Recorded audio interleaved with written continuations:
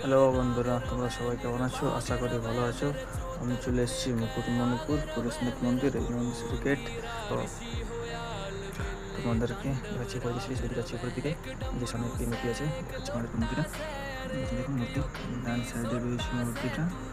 এই যে দেখতে পাচ্ছি মূর্তি, এই যে রয়েছে মন্দিরের উপরে।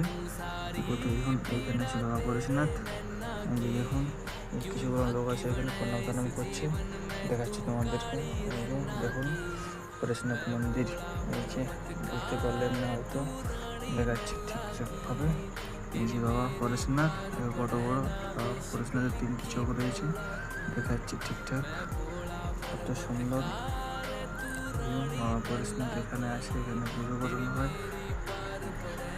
এইখানে অনেকেই জল ঢালতে আসে বাবা পরেশনাথের মূর্তিতে। এই যে দেখুন শিবলিঙ্গ।